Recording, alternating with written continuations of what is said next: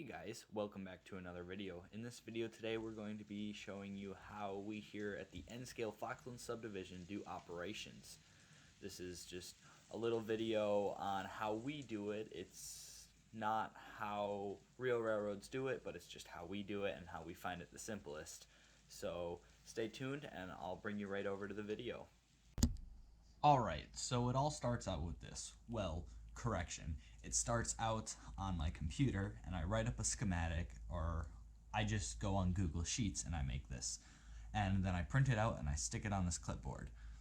So up here at the top we have the type of switch that it is and the date. This date is actually an older one. This one is set for April 1st of 2020.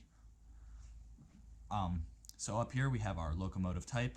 So what all this means is just the road number, the type, which will signify it's a car, but it'll also have in parentheses what kind of car it is, and then an even more kind of type of thing it is, so more specifics. This goes into more specifics for it. And then the road or the railroad that it's for, and then the scheme that it has or color. And then this is also the manufacturer of the model. Up here, or on the side here, we will have orders if there is specific orders for a specific car or anything like that. For this one here, for car number 68538, which is a flat 45-foot skeleton logging car for the Great Northern Railroad, made by Atlas. This order is just to push to the end of the line for a spare car. Only use if necessary. And then down here we have our orders for how we do, or how we're supposed to do everything in this operation. So this is what we'll kind of go off of and how we'll do everything. Alright, so the scene is set. So we're going to bring our locomotive, which is an EMD SD40-2 in the Union Pacific AA lettering scheme, road number 2975. So we're going to grab that locomotive and we're going to bring her over here. And first thing we're going to want to do is we're actually going to want to pull these three cars out of this lumber yard here. And it looks like we need to bring them out of the lumber yard and onto the main and then uncouple them to get them out of the way. So we're going to throw our switch here, and then we're going to bring our locomotive. I'll throw this one too, and then we're going to bring our locomotive out into the lumber yard, going relatively scale speeds, or at least trying to. Sometimes, because there's a curve here, they need a little help coupling. So I just grab a screwdriver, just move the coupler to the side and couple them together. And then now it looks like we want to pull them out onto the main, so I will set up the camera for that. So now we will pull our cars out into the siding and then onto the main. So we have all of our switches thrown, we are set to reverse. So we're just going to go ahead and we're just going to start pulling out. Now I'm going to try to be the operator and the cameraman here, so sorry for the shaky footage, if there is any. Now you're not going to be able to see it quite down on there because I can't zoom all the way with my GoPro. I forgot to throw this switch, but it passes over the crossing here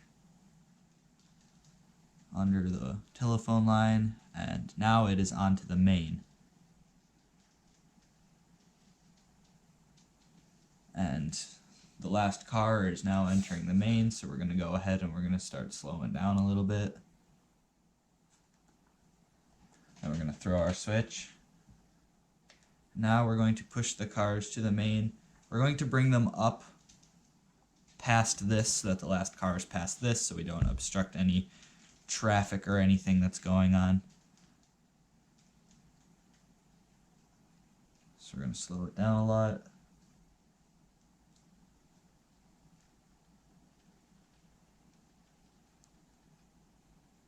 And I'm going to do a stop. And there we go. We're going to set it to brake.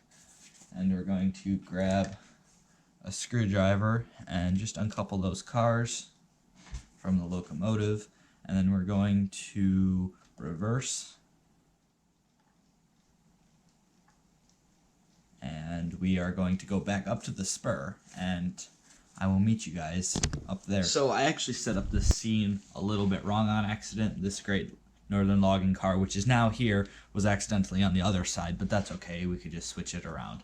So we're just going to pretend like that didn't happen. So now that we're up here, our locomotive is sitting over here because we want to throw the switch. So we can go ahead and we can grab this Great Northern logging car. This is going to be our spare car that's going to just sit in the yard the entire time. Just in case we, just in case we need something to hold wood. I know this isn't preferable for like planking and stuff like that, and normal wood like trusses and everything, but that looks like we're just going to use it for a spare car just in case. So we're going to uncouple these guys over here. Alright, so now we are uncoupled, so now we are going to reverse back because we want to push this one into the yard all the way down, it looks like. So we're going to bring them up and we're going to stop just after the switch here. And then we're going to have the brakeman throw the switch, and then we're going to proceed down into the yard. And I will try to follow it the best I can. Again, I am operating this and I have to be very careful with how I operate this.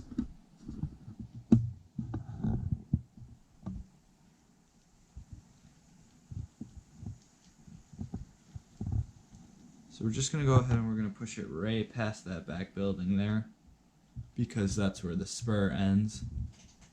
Let's see here. We can just push it right there. Sorry that I'm not getting very good angles for you guys. This is the best I can really do. So now we're going to go ahead and we're going to uncouple that car from the locomotive. Oh, come on. There we go. And now we are going to reverse. Oh, that was a little bit of a fast start. Again, slower speeds mean better operation. So the switch is still thrown to go into the lumber spur. Now, yes, I understand that these cars right here are fouling the main line, but we checked the time and there isn't supposed to be a train coming through here for a while, so it is okay that they're on here. So now we have thrown the switch, that's what I just did, and now we're going to grab this car and we're actually going to put it into the siding. Now, we're not going to couple them, but we wanted to take that one first, just so we can put it in there. Oh, having a little bit of a hard time coupling. There we go. So now we're going to reverse it again. Now this would be after we checked everything. Now, just for like one single car, you wouldn't check the air brakes and stuff like that. You wouldn't hook up the air brakes because there's no need to if you're just going to be dropping it off into a little spur real quick. So we're going to be throwing the switch again, and then we're going to be having her go forward just ever so slowly.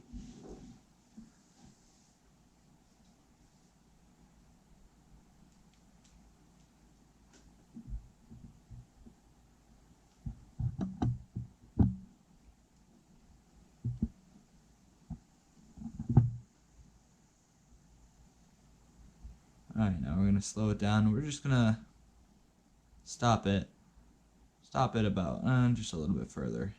About right there. Right in the middle. And now we're going to uncouple it. Ooh, come on. There we go. I'm going to reverse.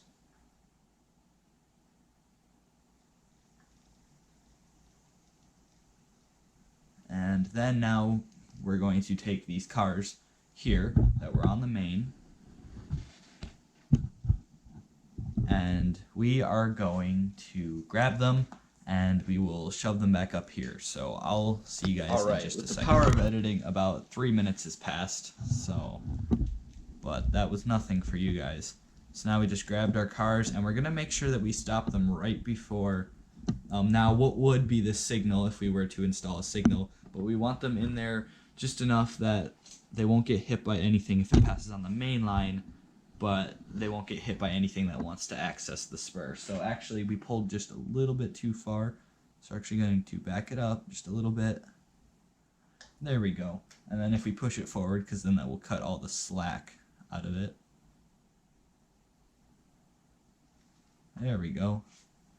And that's it. That's the end of the operation. Because it doesn't look like we have anything else after that. Besides, we would just take 2975 to the locomotive storage shed for the next further operation.